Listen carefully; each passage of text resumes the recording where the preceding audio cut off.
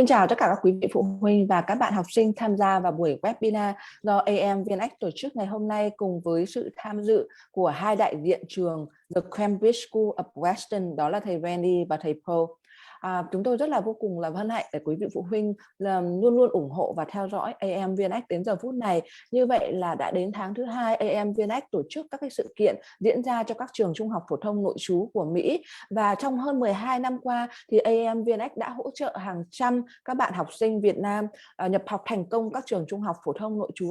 VN là một tổ chức đi đầu trong lĩnh vực tư vấn du học nội trú cho các bạn học sinh Việt Nam. Thì ngày hôm nay thì đại diện trường The Cambridge School of Weston sẽ tham dự và sẽ chia sẻ thông tin về nhà trường. Và sau đó nếu quý vị phụ huynh cũng như các bạn học sinh có bất cứ câu hỏi, bất cứ thắc mắc gì liên quan đến trường The Cambridge School of Weston như là điều kiện nhập học hay là cuộc sống của sinh viên, điều kiện hỗ trợ tài chính của nhà trường, thì quý vị phụ huynh và các bạn học sinh hãy đặt câu hỏi trực tiếp cho thầy Randy và thầy Paul qua buổi webinar ngày hôm nay. Cảm ơn quý vị phụ huynh đã dành thời gian buổi tối ngày hôm nay để tham dự buổi webinar của VN.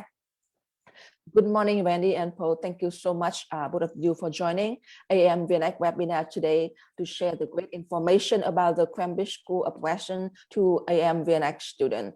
And the Cambridge School of Weston actually joining VN boarding fair in Vietnam a few times in the past before the COVID happened. So I have a lot of chance to learn about the school, the great thing about the school, and we try to organize any online event right now to make the connection between school and also the student in Vietnam with the family also. So they will be able to learn more about the school and understand about how everything going on here, and if they feel confident about sending their kids here to study, and also the benefit of them being at a boarding school here in the US to study at this moment, at this time. Thank you so much. So you can start the wonderful presentation right now. Awesome. Thank you so much, Juan. We appreciate it. And hello, everyone. Thank you for joining us today for our presentation about the Cambridge School of Weston. My name is Randy Joes. I'm the Associate Director of Admissions and International Recruitment here at CSW, and I'm so excited to share a little bit about our journey today. I am also joined by my colleague, Po Wang. And Po, would you like to do a quick introduction for yourself?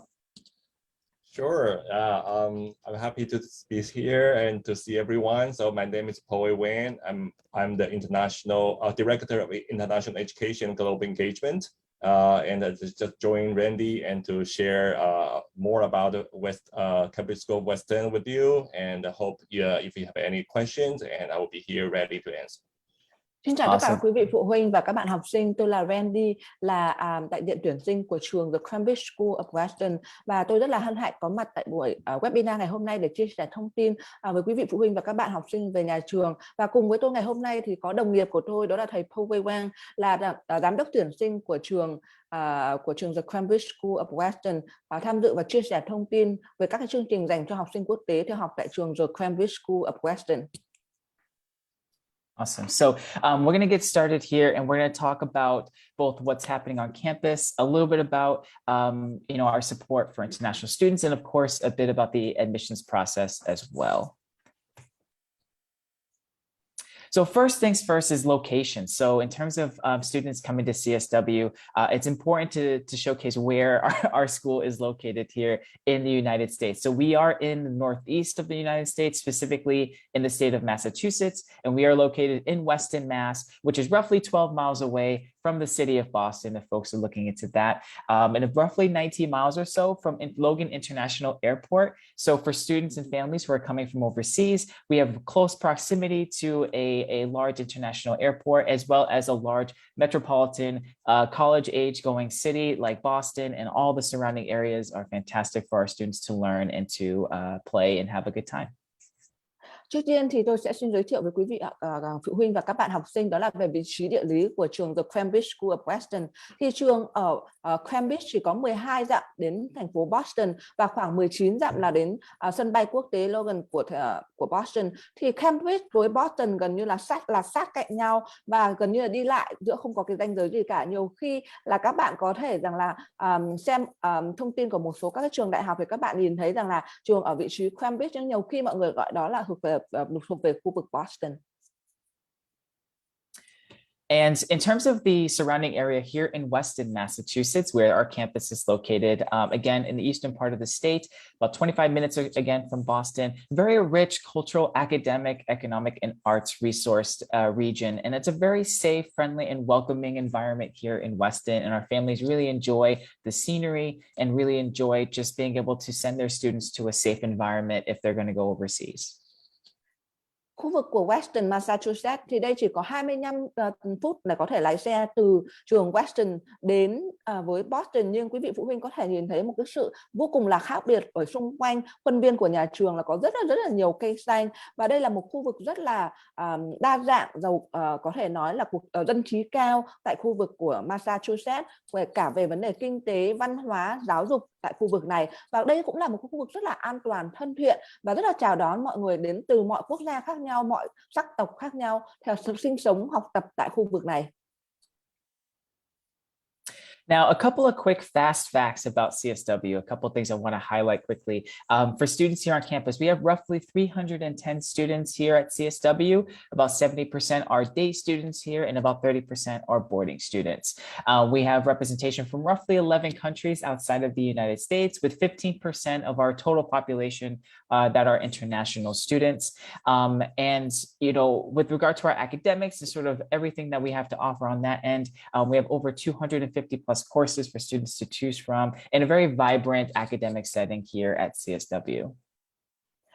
Tôi xin chia sẻ một số những thông tin cơ bản về trường The Cambridge School of Weston. Thì trường có khoảng 310 học sinh trong năm học năm nay, và trong đó là 70% học sinh theo học ở trường là học sinh ở nội trú. Như vậy là khoảng hơn 200 học sinh là theo học ở nội trú và 30% là học sinh ở khu vực địa phương theo học tại trường The Cambridge School of Weston. Và học sinh của chúng tôi thì đến từ hơn 11 quốc gia khác nhau trên toàn thế giới. Trong đó thì trong bộ phận học sinh thì có khoảng tầm 15% là học sinh quốc tế theo học tại trường The Cambridge School of Weston. So now we're going to get into the academic overview of what our system looks like here at CSW. And it's a little bit different than what your traditional high school in the United States will be. Và đây là những cái hình ảnh mà tôi sẽ chia sẻ với các bạn về chương trình đào tạo tại trường The Cambridge School of Weston, là một chương trình vô cùng là sáng tạo, khác với những chương trình đào tạo truyền thống của các trường trung học phổ thông khác tại Hoa Kỳ. Now, in a typical school schedule, you may see students that take, 4 or so marking periods per year. Sometimes they're referred to as 2 semesters in the fall and spring. But here at CSW, over to the right, we actually have 6 marking periods that we call mods. And each mod lasts roughly 6 weeks long, and students are only taking 4 class periods per day. Các bạn sẽ có thể nhìn thấy đây là thời khóa biểu trưng của một phía bên tay phải của quý vị, tay trái của quý vị phụ huynh, đó chính là cái mô hình hay là lịch học truyền của các bạn ở các trường trung học phổ thông truyền thống. Còn phía ở bên tay phải đó là lịch học của trường The Cambridge School of Weston, và nhà trường thông thường các bạn học sinh ở các cái trường mà truyền thống thì sẽ học gọi là 4 cái chu kỳ trong một năm. Còn tại trường The Cambridge School of Weston thì các bạn học theo mô hình gọi là MOS, và với chương trình MOS system này thì các bạn sẽ được chia các cái môn học theo cái thời khóa biểu học theo cứ 6 tuần là các bạn sẽ học khoảng tầm là 4 môn học, và trong 6 tuần các bạn sẽ thực hiện các môn học, và trong một buổi học các bạn sẽ học 4 môn cố định. Now, this is a sample schedule of what we may see from a student in the 9th grade, but a couple of things I do want to highlight about the module system is, one, we really try our best to give variety and opportunity for students to learn subjects that they're passionate about throughout their time at CSW. And as you can see, no 2 mods are the same. And so what allows our students to have is great depth and breadth of opportunity to engage in their academics and doing a real deep dive into the things that they're studying, while also gaining those soft skills of public speaking, of creative writing skills, and working collaboratively with one another. So every class that is selected here is classes that both will satisfy graduation requirements, but also will satisfy what the student wants to learn, and they'll continuously have more options as they go along there at CSW. And each class lasts roughly an hour and a half long, which allows the students to engage with the faculty, with their classmates, and with the material on such a deep level.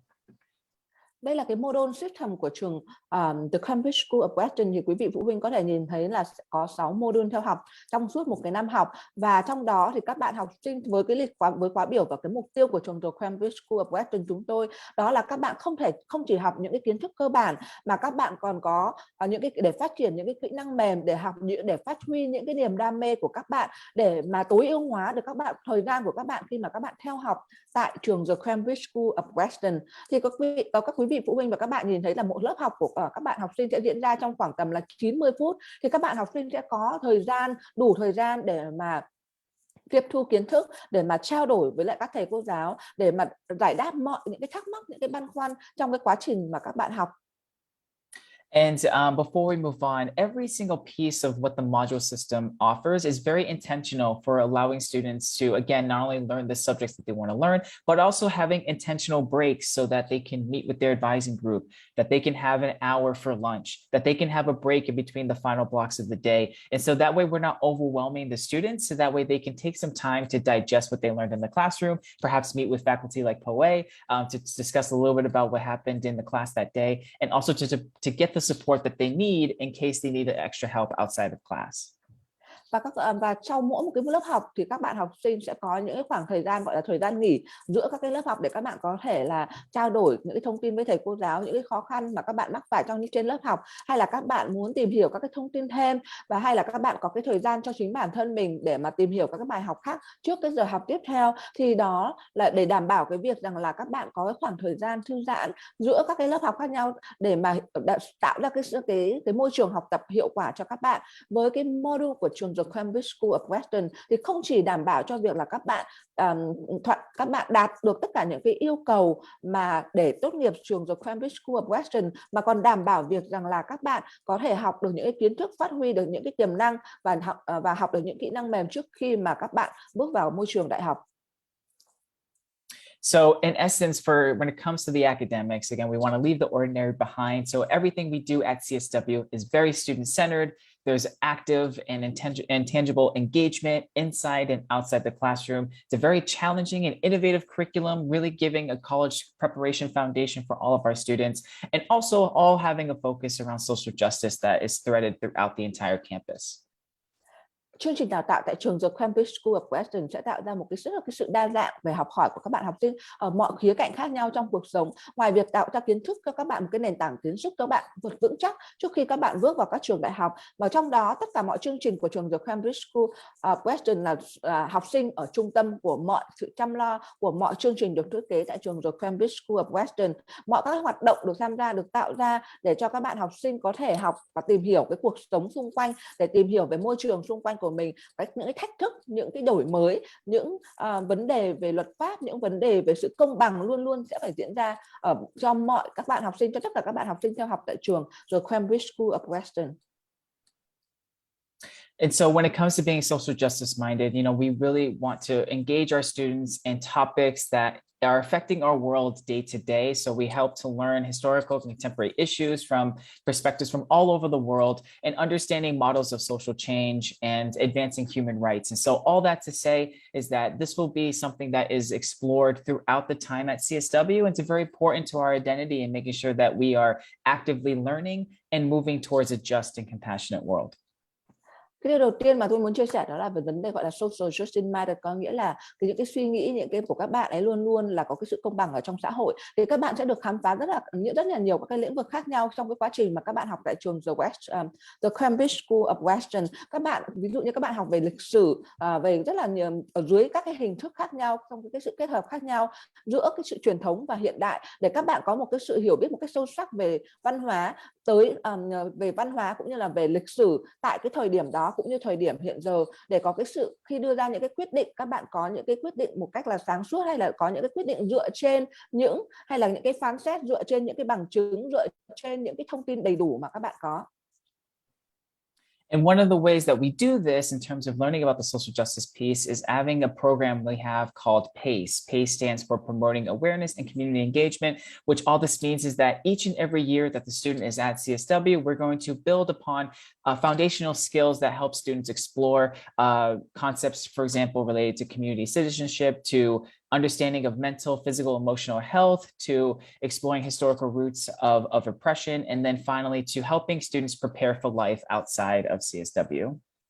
Với rất là nhiều thứ diễn ra trong cuộc sống, trong cuộc sống ngày hôm nay, thì các bạn học sinh tại trường The Cambridge School of Weston được trang bị đầy đủ các cái kiến thức để về cái sự nhận thức về tất cả những cái điều gì đó xung quanh, để các bạn chẳng hạn về sức khỏe tinh thần, hay là về cái vấn đề là về các vấn đề chính trị, về các cái vấn đề về văn hóa, về tất cả mọi các cái vấn đề mà sẽ tác động đến cái vấn đề học tập cũng như vấn đề phán xét của các bạn, để các bạn có một cái sự chuẩn bị tốt hơn trước khi mà các bạn bước vào môi trường đại học. Now, when it comes to the international education here at CSW, it's a dedicated year-round program that includes gatherings and workshops and advising, and again, intentionality when it comes to welcoming international students and families to CSW. There's also comprehensive support for students in college counseling and mental health, or residential life and advising, and so everything that we offer for our students in that respect is geared towards having a fulfilled experience, and one that's very welcoming and very safe. For students to then explore all that CSW has to offer. And there's also opportunities for leadership, for intercultural exchanges, and foreign language study, and more.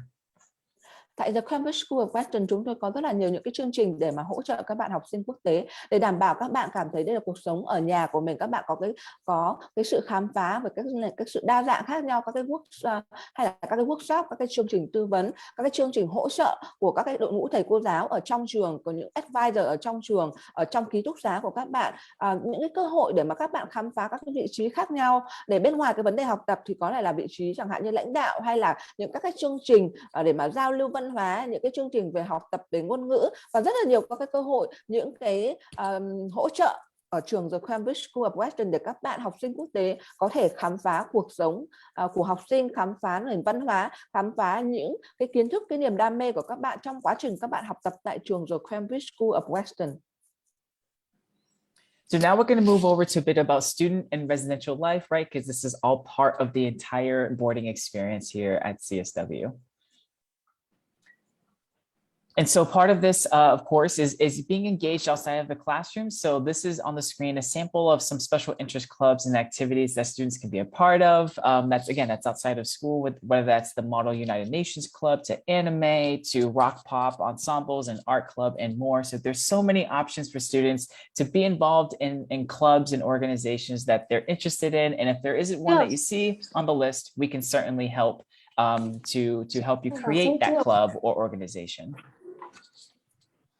Sau đây thì tôi sẽ giới thiệu đến quý vị phụ huynh và các bạn học sinh về các cái hoạt động ngoại khóa cũng như các cái câu lạc bộ tại trường The Cambridge School of Weston. Thì đây là một trong những cái ví dụ mà quý vị và các bạn học sinh có thể nhìn thấy rất là nhiều các hoạt động khác nhau để các bạn học sinh có thể tham gia.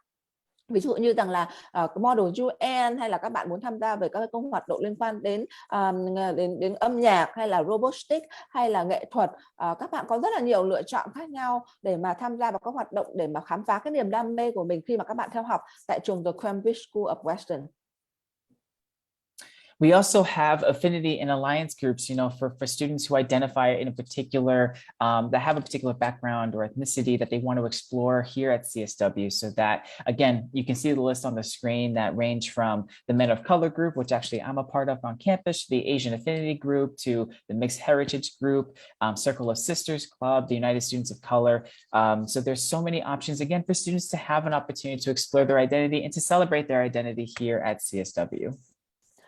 Tại The Cambridge School of Weston, chúng tôi thì luôn luôn là tôn trọng tất cả những sắc tộc khác nhau, và các bạn học sinh theo học tại trường thì các bạn có những cái hình thành các cái nhóm khác nhau để mà tạo ra, để đưa thảo luận những cái quan điểm, để đưa ra những cái ủng hộ những cái suy nghĩ của mình, và đưa ra những cái hành động và có những cái hành động để mà ủng hộ cho những cái quan điểm và suy nghĩ đó của các bạn. Thì có rất là nhiều nhóm các bạn học sinh khác nhau ở trong trường, ví dụ như rằng là ví dụ như là các bạn United Students of Color, có nghĩa rằng là học sinh có đến từ rất là nhiều các cái màu sắc khác nhau, hay là các bạn học sinh Mỹ, những học da trắng chống lại cái sự phân biệt chủng tộc, hay là các bạn có cái sự phân biệt về về giới tính khác nhau, hay rằng là có rất là nhiều các cái nhóm để các bạn có thể là hỗ trợ các bạn học sinh trong trường để hiểu rõ hơn, và cũng là hỗ trợ các bạn học sinh ở trong trường có cái sự gọi rằng là hiểu biết, có cái cảm thấy rằng là mình được chào đón tại trường The Cambridge School of Weston.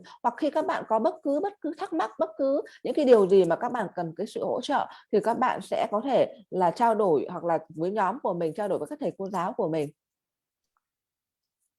And for students from all over campus, whether domestic or international, they can hold leadership positions here at CSW as well. So students having a say, right, having a seat at the table to express their opinion about things they'd like to see at CSW, changes they'd like to make, whether that's within the curriculum committee or whether that's being town meeting moderators that we have, assembly coordinators.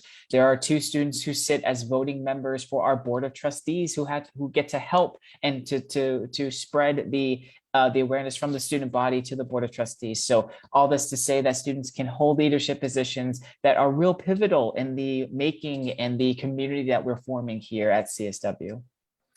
Tại The Cambridge School of Weston thì các bạn học sinh còn có những cái cơ hội để mà phát triển cái khả năng lãnh đạo của mình. Các bạn có thể khi các bạn muốn thực hiện một cái dự án nào đó, các bạn thực hiện một cái đam mê nào đó, các bạn có thể xây dựng ra cái nhóm của mình. Các bạn có thể đưa ra những cái chương trình, những cái hoạt động cùng với cái sự hỗ trợ của các thầy cô giáo, có được cái sự đón nhận là gần như là bầu cử của các bạn ở trong trường để có được những cái vị trí lãnh đạo khi mà các bạn tham gia vào trong những cái nhóm đó. Và tại trường có rất là nhiều các cái nhóm khác nhau, có rất là nhiều các committee, có rất là nhiều các cái board khác nhau để các bạn có thể, nếu như mà các bạn không có một cái ý tưởng nào đó về một cái hội nhóm nào để các bạn thực sự là muốn học một cái chương trình nào đó mà các bạn muốn xây dựng, thì các bạn có thể tham gia vào những cái nhóm mà đã có sẵn ở trong trường.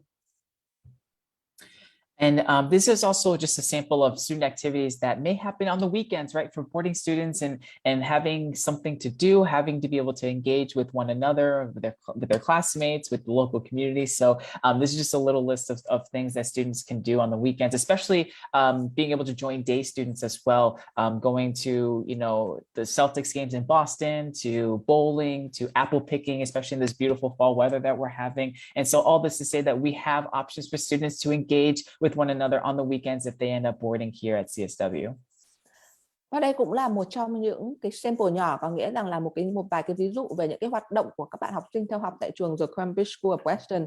Thì vào những cái ngày cuối tuần thì các bạn hoặc là trong những cái sau các giờ học, các bạn có thể tham gia vào rất là nhiều các cái hoạt động khác nhau. Các bạn có thể tham gia vào các hoạt động tại trường, hoặc là các bạn có thể tham gia các cái hoạt động ở phía ngoài phạm vi của nhà trường. Bởi vì cái khoảng cách từ trường The Cambridge School of Weston đến Boston rất là gần, cho nên các bạn có thể thực hiện được rất là nhiều các cái chuyến đi khác nhau để có thể đi xem phim, có thể đi mua sắm, có thể đi khám phá các khu vực tại Boston, có thể đi tham quan các cái trường đại học tại Boston, có thể đi hái táo, có thể tham gia vào các hoạt động ngoài trời khác nhau. Rất là nhiều các hoạt động mà các bạn có thể tham gia khi mà các bạn theo học tại trường The Cambridge School of Weston. We also do offer interscholastic athletics. So these are our quote unquote varsity teams that students can participate in when they come to CSW. So we are very heavily involved within the athletics here. And if you don't want to do a sort of interscholastic varsity sport, there's also recreational activities that we will share on the next screen. But the list that you see here on the screen, from volleyball all the way down to baseball, are the teams now that we currently do have here on campus. Và đây là một số các cái đội tuyển chơi thể dục thể thao tại trường The Cambridge School of Weston, hay còn gọi là Interscholastic Athletics. Thì với cái chương trình này, với các bạn nếu thực sự muốn chơi thể thao ở cái mức độ chuyên nghiệp, thì các bạn có thể tham gia vào các cái câu lạc tham gia vào các đội tuyển khác nhau như là volleyball, soccer, cross country, field hockey và các cái hoạt động khác. Ngoài ra thì nếu như các bạn muốn tham gia vào tham gia vào các nhóm hay tham gia vào các hoạt động để các bạn có thể chỉ gọi là chơi để giải trí thôi, thì thầy sẽ giới thiệu với các bạn trong cái slide tiếp theo.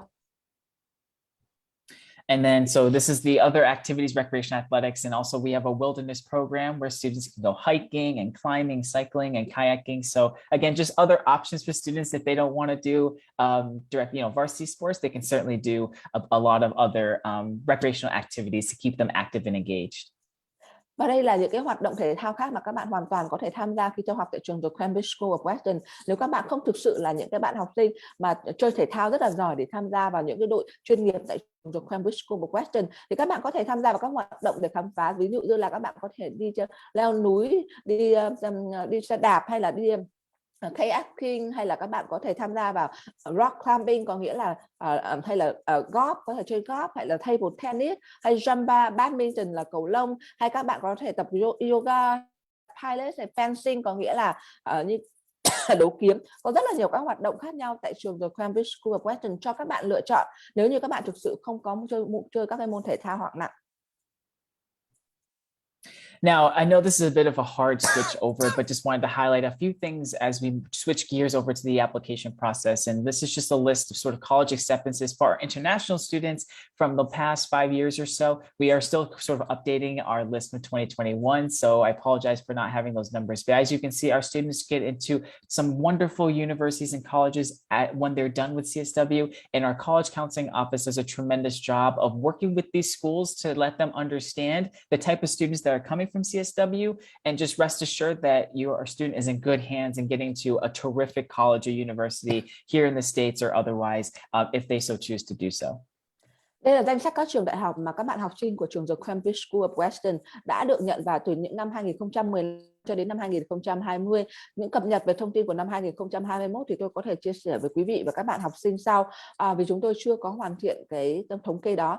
Thì đây là những cái trường đại học vô cùng là xuất sắc của các cái trên toàn nước Mỹ. Các bạn học sinh của The Cambridge School of Weston được đón nhận cái sự hỗ trợ của các thầy cô giáo, của advisor tại trường rất là nhiều trong vấn đề chuẩn bị cho các chương trình vào đại học, chuẩn bị cho hồ sơ vào đại học như thế nào, và advisor hay là những tư vấn đại học của nhà trường cũng chia sẻ với những trường đại học này về cái chương trình đào tạo tại trường The Cambridge School of Weston, cái mô hình đào tạo ra sao, cái sự khác biệt như thế nào, và chia sẻ cái sự hiểu về học sinh của như là các bạn học sinh nộp hồ sơ là những bạn học sinh như thế nào, tại sao các bạn lại phù hợp với những trường này. Với cái sự hỗ trợ vô cùng tuyệt vời tại trường The Cambridge School of Weston, các bạn học sinh của trường The Cambridge School of Weston được nhận vào các trường đại học hàng đầu như là Carnegie Mellon, Cornell, Được, Emerson, Fulbright, George University, Penn State, University of Virginia, Vassar College. Các bạn có thể nhìn thấy là UC Berkeley, Illinois, Champaign, Amherst, rất là nhiều các cái trường đại học danh tiếng trên toàn nước Mỹ.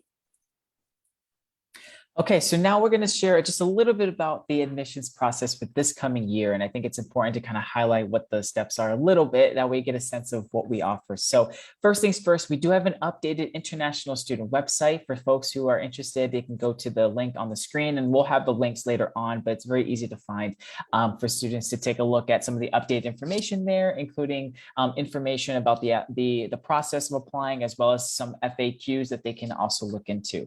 One of the things we do ask students, if you'd like to move forward in our process, is to fill out the inquiry form first, if possible. So you can see the link there on the screen for that as well. We have students applying to CSW through the student application online with the SAO application. For a lot of international families, that's actually an easier application to use, which is great. Or obviously through Ravenna, which is the platform that we use for the inquiry form and all of the programming that we do later on. And I just wanted to provide the email address for our office as well as the phone number. Đây là quy trình tuyển sinh của trường The Cambridge School of Weston cho năm học 2021-2022 với những cái thông tin mà được cập nhật của trường về những điều kiện tuyển sinh dành cho học sinh quốc tế, thì quý vị phụ huynh và các bạn học sinh có thể nhìn trên website của nhà trường csw.org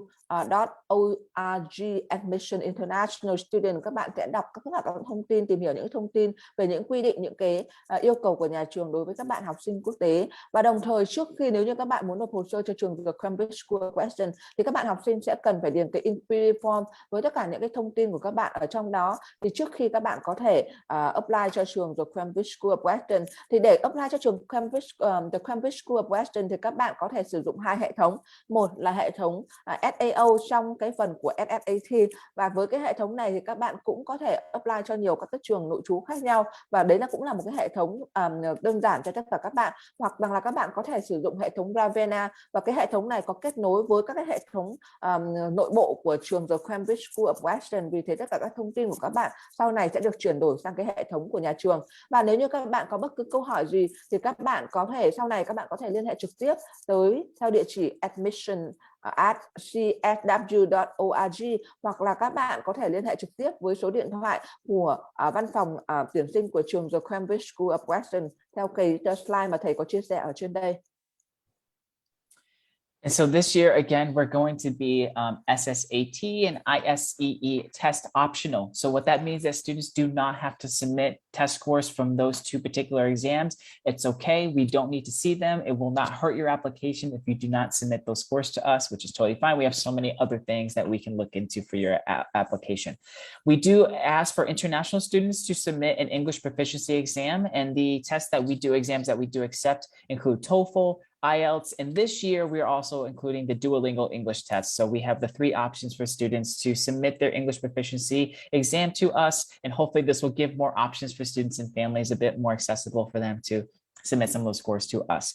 Now, we do require an interview for our admissions process. Now, I know today we have some students who will be talking with us today, but just know that there is a longer form interview that we will have to complete as part of the process. Now, this is a virtual session, which includes a virtual tour in the beginning. The interviews are being done virtually for all students, including domestic students. Now, for international students, you can do the virtual session with a counselor like myself, or you can also submit Vericant as your your interview submission, and that's fine, and then we'll take that. So one or the other is good with us. There's also, for those who are able to come to campus, we do have optional on-campus group tours this fall, and then we also have other virtual programming that you can find on our website under the Admissions Events tab.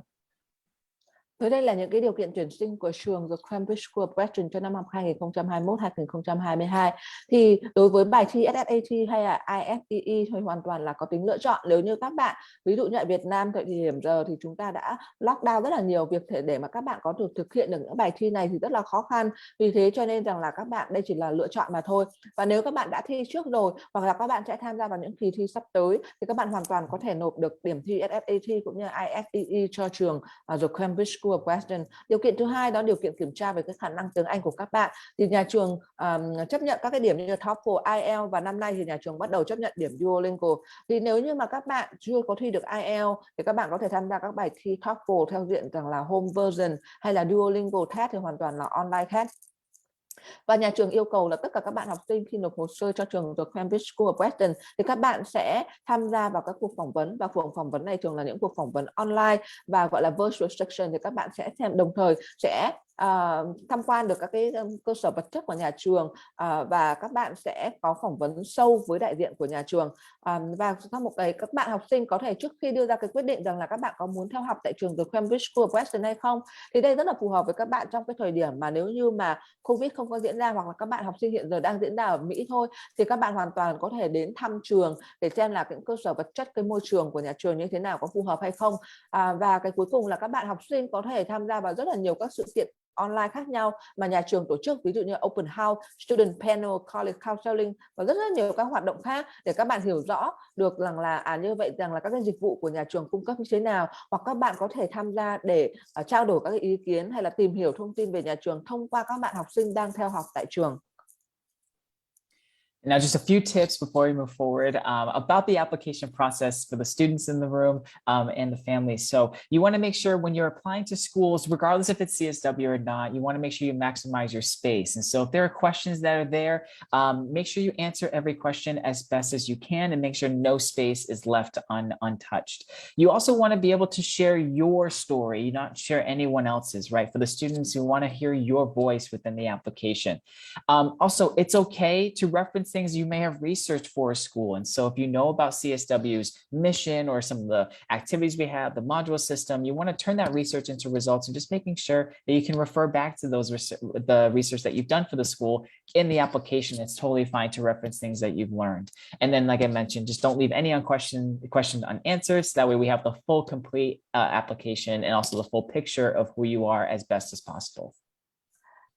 Cái quá trình để mà các bạn hoàn thiện cái application hay đơn nhập học của các bạn cho trường The Cambridge School of Weston, thì trường The Cambridge School of Weston là mong muốn để nhìn thấy được rằng là bạn là ai, bạn là học sinh như thế nào, bạn có phù hợp với môi trường của chúng tôi hay không, trước khi mà nhà trường đưa ra những quyết định rằng là chúng tôi có nhận bạn hay không. Bởi vì các bạn sẽ là một thành viên trong một cái gia đình lớn của The Cambridge School of Weston, thì các bạn còn phải phù hợp với các bạn học sinh khác, các bạn phải phù hợp với chương trình đào tạo của nhà trường, với những cái vision của nhà trường. Vì thế cho nên trên cái application của các bạn cần phải đảm bảo việc rằng là truyền đạt được tất cả những cái thông tin mà nhà trường sẽ đọc ở trên đó.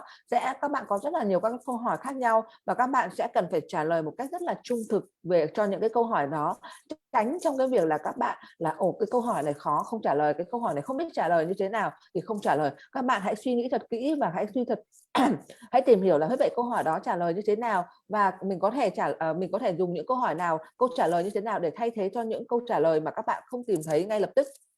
Đồng thời rằng là khi mà các bạn hoàn thiện cái application cho trường nội trú thì các bạn sẽ cần phải viết là bài luận, và trong bài luận đó thì nhà trường muốn nhìn thấy rằng là bài luận của bạn chứ không phải là bài luận của một ai khác. Bài luận đó để nói về bạn, về cảm nhận của bạn, và đồng thời rằng là nếu như mà bạn nghiên cứu về cái mô hình học hay là chương trình đào tạo tại trường The Cambridge School of Weston thì các bạn hoàn toàn có thể thực hiện đưa những cái nghiên cứu của các bạn hay là đưa những cái sự hiểu biết của các bạn về nhà trường vào trong các cái bài luận, vào trong những câu trả lời của các bạn trong cái application của các bạn.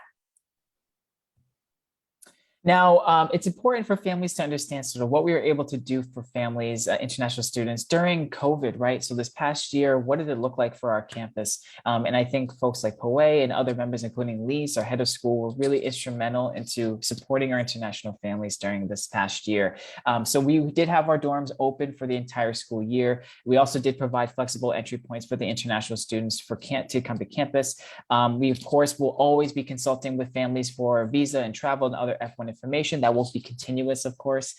We also did make adjustments for the curriculum to making sure that international students were able to enjoy or at least be a part and participate in the virtual hybrid learning model from different time zones, right, from around the world. We offered individual meeting times and office hours for students to make sure they felt supported where they were from wherever they were zooming into. And then throughout the year, provided health and well-being support, virtual activities, workshops, meetups, and more. So in all essence, we did our best to be continuous in terms of the support and being flexible in being able to teach our students and making sure the families feel they're supported. Dưới đây là những cái chính sách cũng như những cái hoạt động của nhà trường trong năm học vừa qua trong cái quá trình mà Covid, thì nhà trường cũng như đội ngũ lãnh đạo của nhà trường đã có những chính sách vô cùng là năng động để phù hợp với tất cả các bạn học sinh. Tại thời điểm hiện giờ thì tất cả các ký túc xá của nhà trường là được mở trong suốt cả năm học, có nghĩa là những ngày nghỉ lễ hay là những cái ngày nghỉ lễ lớn các bạn hoàn toàn có thể ở lại trường. Và với rất là nhiều các bạn học sinh mà chẳng hạn như rằng là những năm ngoái là các bạn không thể quay trở lại trường học, thì nhà trường có những cái lịch học rất là flexible, có nghĩa rất là năng động, có nghĩa rất là dễ thay đổi để phù hợp với cái múi giờ của các bạn trong cái quá trình mà các bạn học ở đó. Và đồng thời thì nhà trường có rất là nhiều các cái dịch vụ hỗ trợ các bạn học sinh khác nhau cho vấn đề visa, trong cái quá trình các bạn travel đến Mỹ hay trong cái quá trình các bạn travel ở nội địa, và những cái thông tin để liên quan đến những cái vấn đề visa của học sinh. Nếu như có bất cứ cái biến đổi gì trong cái chính sách về nhập cư hay chính sách dành cho học sinh quốc tế, tất cả những cái sự thay đổi đó của nhà trường để đảm bảo sao học sinh có thể tối ưu hóa được cái vấn đề học tập của mình và cảm thấy rằng là được hỗ trợ về tất cả mọi mặt, về cả vấn đề tinh thần cũng như là về vấn đề hỗ trợ về vấn đề văn hóa và tất cả các vấn đề xung quanh để các bạn cảm thấy yên tâm và tự tin trong cái quá trình học tập tại trường The Cambridge School of Weston. And then just to let you know, for the COVID policies for this fall, we are requiring vaccination against COVID-19 for all students, faculty, and staff.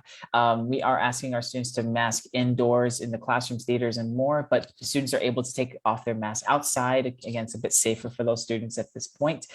We are trying to have as much programming outside as possible, and we're also doing daily health checks through our One Medical application that's on mobile devices. And then for anybody who is not unvaccinated, we are asking for a negative COVID test, especially for folks traveling internationally who want to visit campus. We do ask for that information before coming to campus. So really trying our best to keep our campus open and safe for all students, families, and our faculty and staff. Và đây là chính sách liên quan đến vấn đề COVID của năm học 2021 của trường The Cambridge School of Weston. Thì tất cả các thầy cô giáo và cũng như là các bạn học sinh theo học tại trường The Cambridge School of Weston là được yêu cầu phải tiêm vaccine để phòng chống COVID. Và đồng thời khi mà các bạn ở trong các cái phòng học, ở trong các cái tòa nhà thì các bạn được yêu cầu để đeo khẩu trang. Còn khi mà các bạn tham gia vào các hoạt động ở phía bên ngoài các tòa nhà, phía ngoài trời thì đó là một cái lựa chọn của các bạn có thể giữ khoảng cách giữa các bạn học sinh khác và không cần phải đeo khẩu trang. Và nhà trường cũng đang cố gắng để mà có nhiều các cái hoạt động ngoài trời hơn nữa cho các bạn học sinh. Và thường xuyên thì nhà trường có cái hoạt động đó là kiểm tra cái sức khỏe của các bạn hàng ngày để xem là cái tình hình sức khỏe của bạn như thế nào. Và với các bạn học sinh quốc tế mà muốn đến tham quan trường The Cambridge School of Weston, nhà trường luôn luôn chào đón trong tại thời điểm này. Tuy nhiên thì các bạn sẽ cần phải có bằng chứng cụ thể để chỉ ra rằng là các bạn không có bị COVID, có nghĩa là các bạn là âm tính với COVID trước khi mà các bạn có thể đến trường The Cambridge School of Weston để tham quan trường. All right, now we have an exciting program coming up next summer and a big return for that. But Poe, I think this would be best if you want to speak a little bit about this. It's you're obviously our person that will be overseeing this program. So do you want to talk a little about the Global Summer Academy? Sure, I'll be happy to. Global engagement is sitting in the core value of CSW, and every year we not only sending our students out to different countries to explore the world, but also welcome international students come to our campus to learn about CSW and experience CSW experience. So in this summer, we are going to offer two programs. One is on-campus boarding program, and the other is a virtual program. So the on-campus boarding program, we have a enrollment for 40 students. They can living in our dorm and experience entire module system, 3 classes, academic classes, and 1 extracurricular activity class. And then we will take a student to visit different places, and including college. We may go to Harvard University, for example. And so this very integrated immersion program for students to really feel and to experience the CSW curriculum. And the virtual program will be online, and there'll be 3 hours long in the Asian time in the evening, and the student will take only 2 classes, and then between the class and student can also learn, will have a different workshops and to introduce the American school culture and college application concepts, and maybe to understand the history of United States. So we have a variety of different activities, very rich provided for the students. The days for our program is from July 9th to 23rd, and that's in-person program, and 11th to 22nd is a virtual program. And we are welcome all the students from 7th to 12th grades. So if for high school student, they want to learn about CSW education, they can apply. Also for students, they are thinking about the future, come to United States to learn and to enroll in the high school, they can also come to the program and to have a taste about what American private high school education looks like. So in terms of classes, we will offer 1 English class, which is academic reading and writing. It's really good pathway for students to understand how American high school English standard would look like. So they learn how to read, they learn how to write in American academic standard. And we also offer the other class, it's a social science related or interdisciplinary course. So it's not a typical traditional one course to talk about knowledge, but really experience all the student-centered education and a very frequent interaction between student and the teachers, so they can find from those classrooms. I just introduced some activities, wonderful activities we provide. We really hope the student and the family will consider and to come here as the first immersive and first-hand experience with CSW. And our application start October 15, and which is yesterday. And so if you like to learn more, and we have a website, and I can also send the application process and application forms later. Các bạn, sau đây thì tôi rất là vui mừng để chia sẻ với các quý vị phụ huynh và các bạn học sinh. Đó là một cái chương trình sẽ diễn ra trong mùa hè này tại trường Được, Cambridge School of Weston. Đối với các bạn học sinh mong muốn tìm hiểu về nền văn hóa Mỹ, với các bạn học sinh mong muốn tìm hiểu là thế vậy thì trường Được, Cambridge School of Weston có phải là môi trường học tập phù hợp để các bạn theo học nội trú sau này hay không? Thì các bạn có thể tham gia vào một trong hai chương trình sau đây. Đó là chương trình học trực tiếp tại trường The Cambridge School of Weston hoặc là chương trình online. Thì với chương trình trực tiếp sẽ bắt đầu từ ngày 9 tháng 7 cho đến ngày 23 tháng 7. Còn với chương trình mà online sẽ bắt đầu từ ngày 11 tháng 7 cho đến ngày 22 tháng 7. Và các bạn học đến từ độ tuổi từ lớp 9, từ lớp 7 cho đến là lớp 12 hoàn toàn có thể tham gia. Các cái lớp học mà các bạn sẽ học trong cái thời gian mùa hè này thì đó là như là tiếng Anh, các cái môn liên quan đến xã hội, môn nghệ thuật và những cái khóa học khác nữa các bạn có thể muốn khám phá. Thì với các cái khóa học thì lịch online cũng như là lịch học trực tiếp sẽ là khác nhau. Các bạn học online thì sẽ học là hai lớp học trong một ngày, và trong giữa cái lớp học đó thì các bạn sẽ có các cái hoạt động khác nhau để các bạn có thể khám phá bản thân mình. Các bạn có thể khám phá về văn hóa Mỹ, có thể khám phá về các cái quá trình để mà apply, tìm hiểu cái quá trình để nộp hồ sơ cho các trường trung học phổ thông tại Mỹ. Có rất là nhiều các workshop khác nhau mà nhà trường sẽ tổ chức đan xen với các cái lịch học và cái thời gian biểu dành cho các bạn học sinh để mà tham gia vào chương trình Global Summer Academy tại CSW. Đó là vào thời gian thường là vào thời gian buổi tối của các bạn ở Việt Nam. Vì thế các bạn sẽ không bị ảnh hưởng đến những cái hoạt động trong ngày của các bạn khi vào trong mùa hè của các bạn. Nếu như các bạn nào thực sự mong muốn và tìm hiểu về chương trình này thì các bạn hoàn toàn có thể check application, tham gia hay là apply cái application của nhà trường. Và cái application của nhà trường cho chương trình mùa hè này đã được mở từ ngày hôm qua, đó là ngày 15 tháng 10.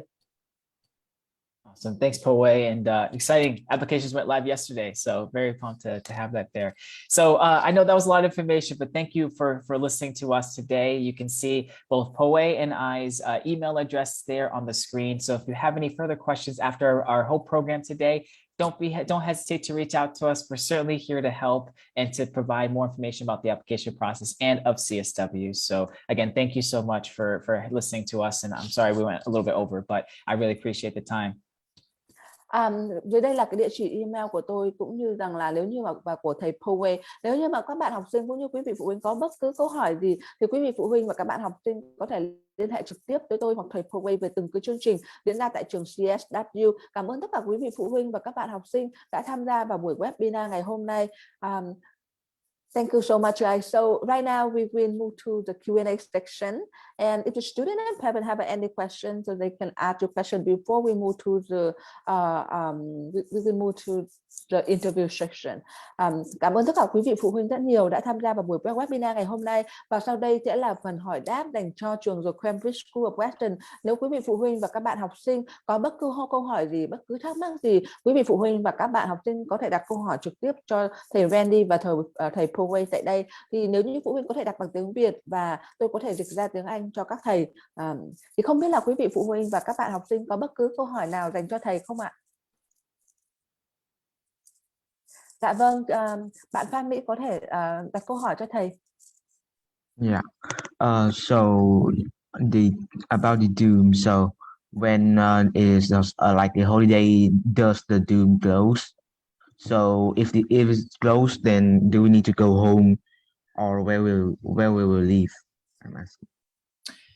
Yeah, so that's a good question. So I think the question is regarding sort of when the vacations, right, and the breaks, holiday breaks happen, sort of where do students go? So typically in this, and thank you for your question. And so typically for our students, as part of the application process and part of enrollment, students are also asked to have a guardian that is part of the process to help facilitate things just as this. And so for a lot of students during the holiday breaks, they could either be, staying with their guardian during those breaks, which typically it's a person that's in the United States, and preferably in Massachusetts.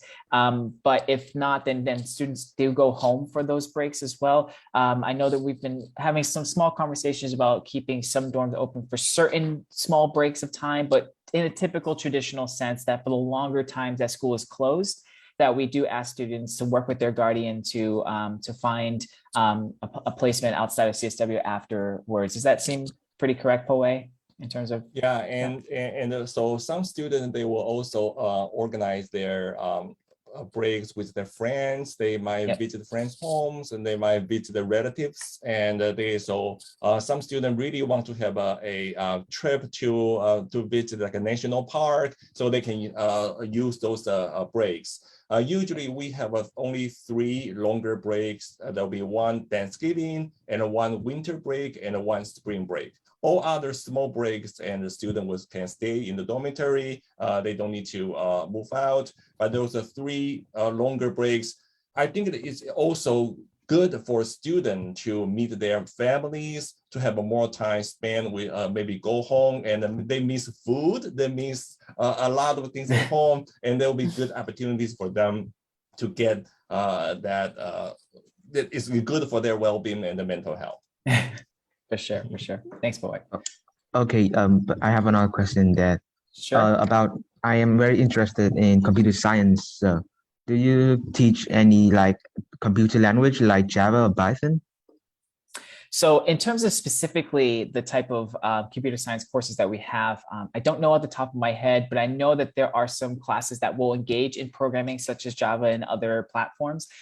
So that actually might be something, if you want to look either on the website for under the academic section, under the math and science sections, you may be able to see some of the courses that we offer for those. But I know that students are engaging in that type of software work, especially within our robotics teams and our robotics classes, where students are using that sort of those platforms and those internet capabilities in order to kind of create their robots, or the systematic pieces that you need to do all that great innovative science. And so I apologize not knowing the exact classes that we have that will engage in that, but I do know that there are computer science courses that will engage in some type of the software that you're mentioning.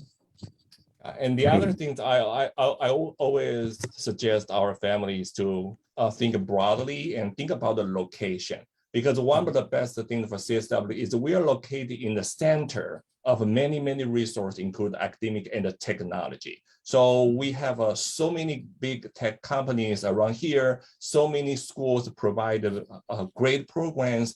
So if you don't find a specific class in one school, it's very common. Because high school, sometimes we don't offer the very specific course about the specific language, those kind of things, but we can provide the resource, and you look around the city and you can find a lot of things you need and much more than you thought. So when you pick in the school and look in the school, we always suggest also look at the resource, the school, the surrounding place can offer, and that's all put into the consideration. Okay, thank you. That's all of my question. Thank you. Thank you. Okay, bạn Văn Anh Quân có câu hỏi gì? Bạn bật mic lên và đặt câu hỏi trực tiếp cho các thầy. Okay, so my question is, can you dive deeper in the AP subjects that the school has, especially that AP subjects that related to the medical field? That's a great question. And actually, in terms of speaking about our academics, so thank you for your question. So we actually do not offer honors or AP level classes here at CSW as part of the module system. And that's kind of intentional for a few reasons. One, that we didn't want our courses to be directed or have an end game with regard to having to study for an exam as part of the grading process. We wanted to have our students engaging in the material for learning the material for the sake of learning, right? You want to retain the information and not have to worry about what those exams may or may not do. And so our classes are very rigorous and challenging and innovative in that sense. And that way we've taken, actually, depending on the class, we've taken some elements of the AP style courses and infused them into some of the classes that we have offered. Now, with your question directly with regard to the medical field, there are some classes and some programs that may offer some interest for you in terms of going into the medical field, things like the biology of cancer class that we have here on campus. You know, these classes, again, are very structured and very directed for students like yourselves who are thinking about maybe the medical field in the future. And I think for many families, it's good to understand that in order to get to that sort of medical field type of process, especially going into college, you also need a great foundational classes to help you get there. Things like physics and chemistry and biology and statistics, calculus. And then we also have all of those classes, plus having those specified classes, like I mentioned, like biology of cancer and other classes that we may offer for that year. So again, we don't offer APs or honors, but we offer some great college preparation for our students and giving you that great foundation to have all the sciences and the maths that you need in order to propel you to do even greater work in college that will help you then into the medical field later on. So I hope that's helpful in that. And Poe, yeah, feel free to add. Yeah, and I think in the United States, students usually don't go to medical school directly. They enroll in the pre-med course and in college. And those courses usually require those foundational, very solid foundational courses that which CSW will offer.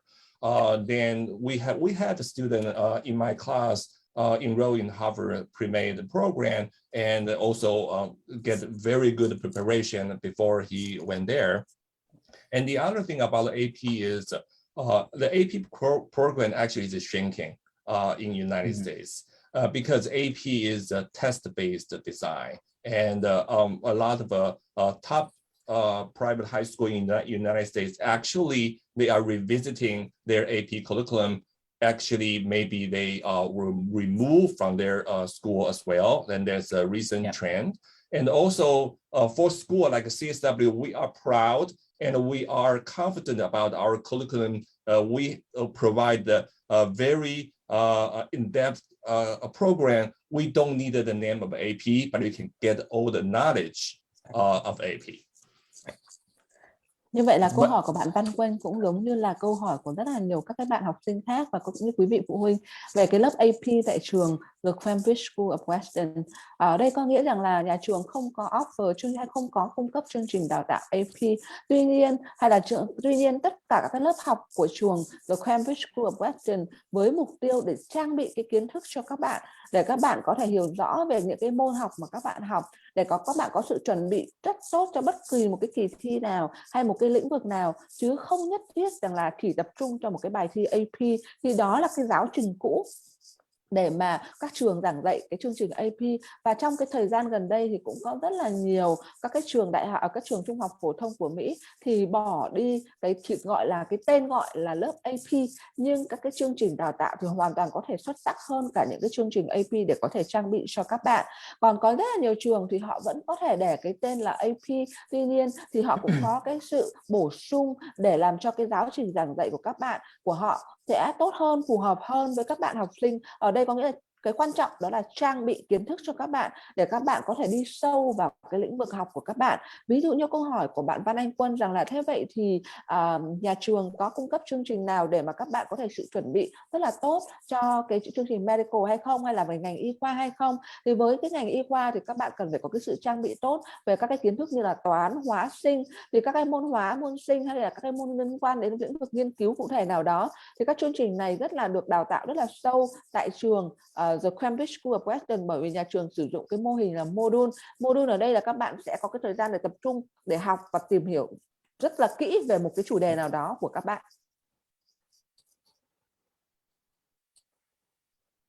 Great. Bạn Khánh Minh có câu hỏi gì? Bạn bật micro lên và đặt câu hỏi cho các thầy nhé. Yes, so based on the information that you have presented to us, we haven't heard much about the school fees and the way to obtain the scholarship. So may you share some information about them to us now?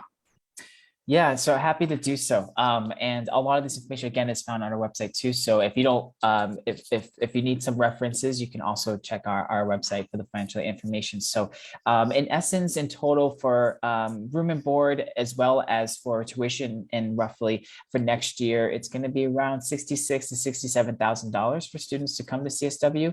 Now, when it comes to financial assistance and scholarship for international students right now, there are small, modest grants grants that we may be able to offer for students in the future if they're admitted to CSW, but there's no application process to apply to any scholarships or merit awards. We unfortunately don't have any of those at this time, but students who are interested and are admitted, we may be able to consider some grants here from the institution. So that is something, again, when you're considering schools, that's a great question to ask and to hear what they could do, ask and provide for students who may be considering the school. We're hoping to maybe offer some greater scholarship opportunities maybe in the future, but right now we just have the modest grants that we are able to offer once a student might be admitted to CSW in the future. Là mẹ đang nằm á, là con có thể thấy mẹ đâu. Con hồi nãy con. Okay, sorry. Just the question is the same question as the parent asked also. Thì có quý vị phụ huynh có hỏi rằng là vậy tổng chi phí để theo học tại trường The Cambridge School of Weston là bao nhiêu? Thì tổng chi phí để theo học tại thời điểm hiện giờ là khoảng tầm 6.000 đô một năm. Tại thời điểm hiện giờ thì nhà trường cái chương trình hỗ trợ tài chính hay học bổng dành cho các bạn học sinh quốc tế là rất là ít. Tuy nhiên cũng có một cái con số nhỏ, nếu như mà các bạn được nhận vào trường The Cambridge School of Weston thì nhà trường sẽ xem xét cái yếu tố rằng là cái khả năng là bao nhiêu, nhưng nhà trường không thể trả lời được cái câu hỏi rằng là tại thời điểm hiện giờ thì cái mức hỗ trợ tài chính hay học bổng là bao nhiêu cả. Alright. We have other question. Hải Lâm, bạn có câu hỏi về summer đúng không? Bạn có muốn đặt câu hỏi, bạn có câu hỏi cụ thể gì về chương trình summer và bạn có thể đặt câu hỏi trực tiếp cho các thầy không? Cho mình hỏi là kinh phí một cái khóa trực tiếp mùa hè ở tại đó thì bao nhiêu, và nếu mà online thì bao nhiêu? Okay, they're asking about the global summer program. What is the total cost for in-person program, and then what the total cost for virtual program? The cost for the in-person program is $3,800. And they include the boarding and the transportation and everything after we pick up the student from the airport. Then for the virtual program is only $1,200 for 2 classes and the 3-hour program virtual there. And we will be providing early bird registration discount. If the student registered before December 15, we will provide $200 discount for the in-person program and a $100 discount for the virtual program.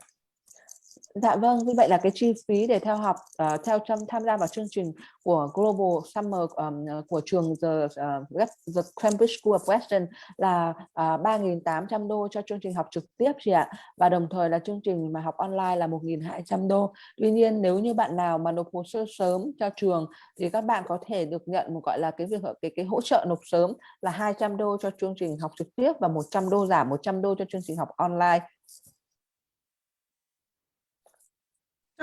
Mình cảm ơn, cho mình xin hỏi thêm một chút nữa. Dạ. Điều kiện về tiếng Anh khi mà học trực tiếp thì như nào? What is the English requirement for the Global Summer Program? Good question. Global Summer Academy, we do require students to submit their test score as well. They can also use a TOEFL and TOEFL Junior, excuse me, or Duolingo test. Excuse me. So the recommended score is TOEFL 85 or 75 to 85 is good for them to try. But they can always submit their score because we will have a placement, and based on the student's English level, we will place the student into the class with the student with a similar English level. So they don't need to worry about too much, but just take the test and submit the test and we will see that. And ideally, TOEFL 75, 85 or above will be super good, but you don't need to worry too much about that. Như vậy rằng là thầy nói rằng là nhà trường không có một cái yêu cầu cụ thể rằng là các bạn phải có cái điểm tiếng Anh TOEFL hay là IELTS hay Duolingo là như thế nào cả, mà cái quan trọng rằng là các bạn vẫn phải thực hiện các bài kiểm tra đó, như các bạn có thể thực hiện Duolingo hay là TOEFL Junior hay là TOEFL để nhà trường xem rằng là như vậy thì các bạn ở cái trình độ như thế nào để khi mà nhà trường xếp lớp cho các bạn có thể là phù hợp nhất cho các bạn. Và nếu như mà tuy nhiên thì với rất là lý tưởng để cho các bạn học sinh có thể khám phá được hết mọi các hoạt động tại trường Cambridge School of Weston, cũng như rằng là rất là học có cái hiệu quả trong cái vấn đề học tập các cái môn khóa học của nhà trường cung cấp trong cái chương trình mùa hè, thì thường thì các bạn điểm TOEFL khoảng tầm 80 hoặc là 85 thì đó là lý tưởng. Còn tuy nhiên các bạn cũng không cần phải lo lắng về cái điểm TOEFL hay là cái điểm tiếng Anh của các bạn. Vâng ạ, cảm ơn ạ. Xin một câu hỏi nữa. Tức là Vâng ạ. theo kinh nghiệm của chị với của các thầy, một con ở Việt Nam, ví dụ như cụ thể con ở Hà Nội mà đi học một khóa trực tiếp như thế vào mùa hè thì chi phí tổng tất tần tật mất khoảng bao nhiêu tiền ạ? So she asking based on the experience about the previous student, what will be the total cost for them to send their kids there for a summer program? You know, let's probably including health insurance, including the travel expense. So what they need, they should have the budget for the student to join the 3-week summer program. Did you have any estimation on that? The 2 weeks program here, when the tuition of 3,800 include everything in United States. So they don't need to worry about for food, transportation, and the classes and boarding. So they include everything. So once we pick up student from the airport, and then when the student return to the airport, and so they don't need to worry about anything. The cost for the additional cost for family based is the airfare and also their visa fees. So besides that, there's no additional cost. Okay. Như vậy là cái chi phí của nhà trường thì sẽ bao gồm mọi vấn đề ăn ở, các hoạt động phí cho học sinh từ khi các bạn đến sân bay của Mỹ theo đúng lịch cho đến khi mà các bạn rời khỏi nước Mỹ để quay trở lại Việt Nam, thì đó là 3.800 đô, và cộng với là cái vé máy bay thì tùy thuộc vào từng thời điểm là chẳng hạn như vé máy bay đắt hay rẻ, hay là ví dụ như vé máy bay sang Mỹ hiện giờ thì cũng không phải là quá đắt, thì mình chỉ hoặc là vé 2 chiều thì chị có thể nhìn thấy là cái chi phí nó sẽ là lên là bao nhiêu, cộng với là cái việc là lệ phí để các bạn phỏng vấn visa với đại sứ quán Mỹ tại Việt Nam. Thì đấy là cái tổng cộng chi phí thôi chị. Còn ngoài ra nếu như bạn ấy có muốn chi tiêu cá nhân gì hay muốn đi shopping mua sắm gì thì đấy là những cái chi phí cá nhân, thì gia đình cho bạn ấy bao nhiêu thì bạn ấy sẽ được chi phí bấy nhiêu chị ạ. Dạ vâng, cảm ơn thầy, cảm ơn cô. Tức là 3.800 là toàn bộ chi phí của con trên đất Mỹ một cách tối thiểu nhất nếu như mà con chấp nhận được là cái mức sống như thế. Dạ vâng, thì các bạn ấy sống ở trong ký túc xá của nhà trường rồi, các bạn ấy tham gia vào mọi hoạt động của nhà trường trong suốt cả ngày, vì thế cho nên là gần như các bạn ấy cũng không có cái gì để mà chi tiêu ấy chị, thậm chí là bảo hiểm, ăn uống tất cả ở trong đó rồi. Chỉ có những cái chuyến chẳng hạn như field trip mà các bạn ấy có thể đi mua sắm ở Boston, hay các bạn ấy đi một cái gì đó mà các bạn ấy muốn tự cá nhân các bạn ấy chi trả thì các bạn ấy phải bỏ cái số tiền đó ra thôi chị ạ. Vâng, và tức là nếu như mà đăng ký sớm thì sẽ được khuyến mại là giảm giá là 200 đô thì sẽ là khoảng vòng 3.600 cộng với cái vé bay nữa. Vậy nhưng mà khi mà con bay từ Việt Nam đi sang Mỹ thì cái điều nào để đảm bảo rằng là con được an toàn 100%? Cái chuyến bay để sang Mỹ để làm thế nào để đảm bảo cái an toàn cho chuyến bay ấy hả chị? Không an toàn cho con ấy, tức là con đi được đến đích ấy, làm nào để đảm bảo được là con không bị lạc, không bị lỡ, không bị hỏng đấy. Dạ vâng, thì trên cái chuyến bay chẳng hạn như các cái chuyến bay nếu như các con còn nhỏ đó chị thì chị có thể sử dụng gọi là cái dịch vụ là dành cho trẻ con, thì trên máy bay, trên nhân viên của sân bay họ sẽ đưa các bạn đến cái điểm luân chuyển. Ví dụ như các bạn bay sang Hàn Quốc hoặc Nhật Bản, xong từ Hàn Quốc và Nhật Bản các bạn sẽ bay thẳng sang Boston gì ạ. Thì thường thì tại các cái sân bay đó cũng rất là dễ để tìm các cái cổng giống như là Việt Nam mình thôi á chị, nhưng họ cũng sẽ, nếu như chị cần sử dụng dịch vụ thì mình sẽ phải trả thêm là 150 đô để sử dụng cái dịch vụ hỗ trợ của sân sân bay, họ sẽ đưa con đến tận cái cổng các con phải đi. Cho nên là cái việc mà các con bị lạc gần như là đến giờ phút này hơn 12 năm thì em chưa thấy bạn học sinh nào mà em làm việc là bị lạc ở sân bay hay như thế nào cả chị ạ. Và nếu như hoặc trong cái quá trình các bạn ấy di chuyển hoặc các bạn ấy đến Mỹ thì các bạn bao giờ cũng có những cái số điện thoại của nhà trường nếu khả năng tiếng Anh của các bạn ấy tốt, hoặc nếu không thì nhiều bạn cần cái sự hỗ trợ học sinh của AM VN Ách thì các bạn có số điện thoại của em hoặc là nhân viên của phía bên em tại Mỹ thì nhân viên của phía bên em sẽ hỗ trợ các bạn tại cái sân bay để liên kết với nhà trường là bạn đã đến rồi, bạn đang đứng ở vị trí này và nhà trường có thể đến vị trí đấy để đón bạn hay không, và nhà trường có một cái vị trí cố định là bạn ấy sẽ phải đến đó để được đón, thì các bạn ấy có thể tìm cái vị trí đó, đứng ở đó thì nhà trường sẽ đón ở đấy chị ạ. Tại vì là mình có kinh nghiệm là cháu mình đã đi Singapore mỗi một năm đi một lần, và hôm nay thì cháu đi sang Thụy Điển, tức là đấy là một cháu vừa xong.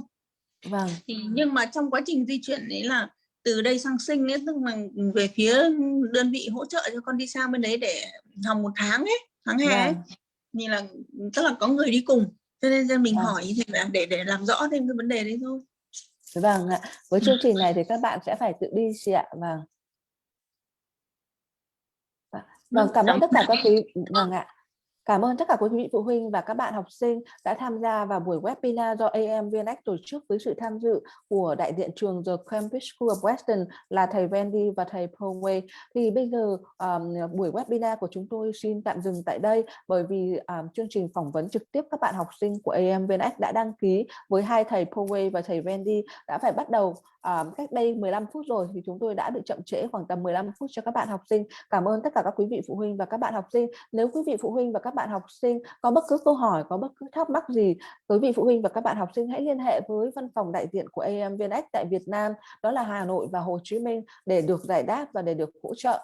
Thank you so much everyone for joining our webinar today, and our interview session will start really soon. We actually are 15 minutes behind our schedule already. Thank you so much for your time joining our webinar. If you have any question, please contact AM VNX office in Hanoi and Ho Chi Minh. Our staff there will support you and support your application process, answer any question or concern you have about the Cambridge School of Weston. Thank you, everyone. Thank you. Thank you.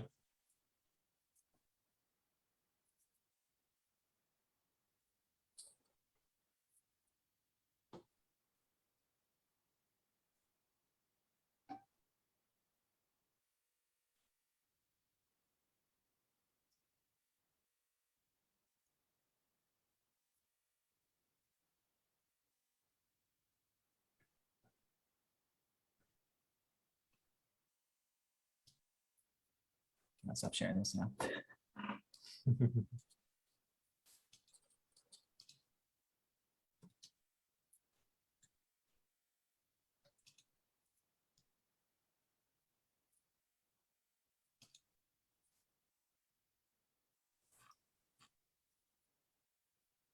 Em ơi, các bạn ra hết rồi đúng không? Vâng, các bạn ra hết rồi chị. Okay.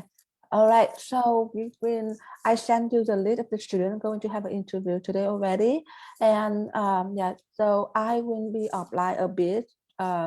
But if you need anything from me, then let me know. I will be around anyway, and our staff here will be online and support you and have a student in on time for the interview.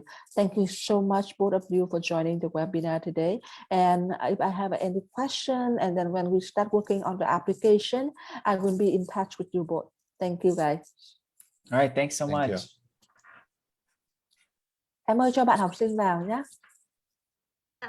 Vâng ạ, bạn đi đang vào ạ.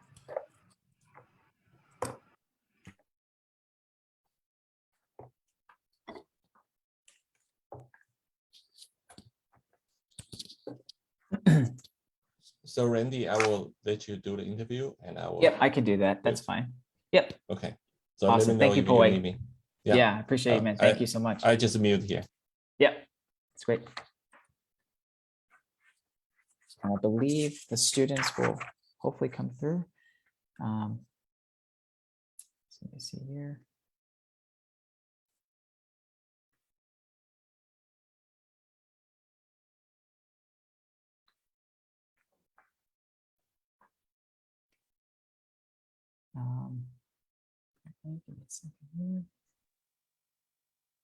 Em ơi, bạn ấy đã vào chưa? Chị ơi, bạn ấy đang vào rồi chị ạ. Tại vì vừa nãy bạn ấy tưởng là phải thoát ra nên bạn ấy thoát mất á. Okay. So Juan, do we just wait for the student to appear on the screen, or do I just start asking questions?